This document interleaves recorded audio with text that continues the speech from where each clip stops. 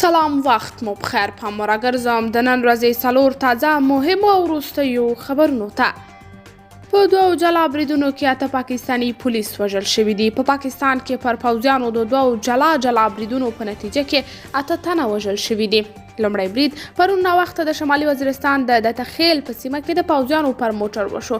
برید کوونکو د پوځیانو پر موټر چې د حرکت په حال کې و برید کړی. په دې برید کې 7 تنه پولیس وژل شوي دي. همدارنګه د شمالي وزیرستان د عشام په سیمه کې هم د وسلوالو کسانو او پولیسو ترمنځ نښته شوې چې په پایله کې یو تن امنیتي کس وژل شوی دی.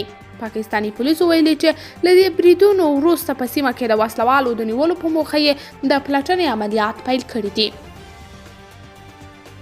ملا برادر وایي فراه کې د بخش آباد بند د جوړولو هوډ لرو.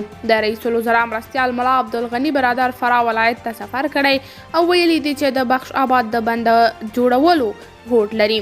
نوموړي ویلي پخوا هم د بیا رغونې چارې بریالۍ وي او په راتلونکي کې هم د افغانستان د آبادۍ او بنسټیزو پروژو په پلي کولو کې مصمم دي. تر دې خبري ناستې وروسته نوموړي د یاد ولایت له مسؤلینو سره لیدنې کتنې کړې دي او د بخش آباد د بند جوړولو چارې په تیر نظام کې پیل شوې وي، خو په هیواد کې تر نوي تحول وروسته یې کار درېدلی دی. د روسیې یوه جنګي بیړۍ په توره بحیره کې ډوبه شوې. روسیې ویلي چې د دوی یوه جنګي بیړۍ په توره بحیره کې ډوبه شوې، خو ټوله عمله ترې وتلې ده. روسیې چارواکو ویلي بیړۍ کې چاودنه شوې وه، خو اوکرایني چارواکو ویلي د توغندیو برید پرې شوی. د روسیې دولتي رسنۍ د دغه هیواد د دفاع وزارت له قوله ویلي چې په بیړۍ کې د اور له لګېدو سره چاودېدونکي توکي چاودلي، خو د اودیسا والي ویلي چې په یاده بیړۍ باندې 2 توغندي لګېدلې. په توغندیو سمبال مسکوا نومې بیړۍ چې د عملي 510 کسان پکې وو پر اوکراین د روسیې پوځي یرغل کې د پوځي قوت سمبول بلل کېده. اوکرایني چارواکي وایي د دوی ځواکونو دا بیړۍ ویشتلې ده.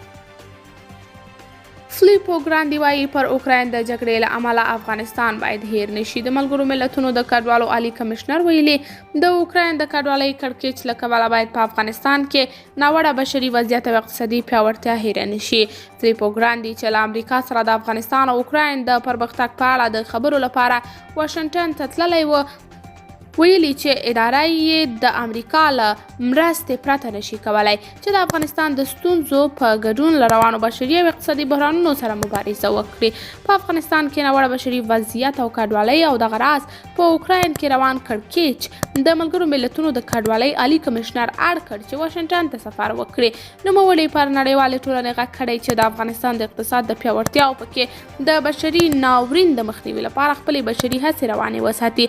فلیپو ګراندي ویلي د امریکا د سیاسي او بشري بنسټونو له چارواکو سره یې د لیدنې موخه په افغانستان کې د بشري وضعیت او کډوالۍ او د اوکراین د کړکېچ په اړه خبرې اترې دي.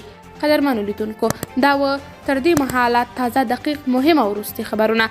تر بیا او نورو خبرونو او راپورونو چې ستاسې درنه چوپړ ته حاضرېږم، په لوی الله مو سپارم. د الله په امان.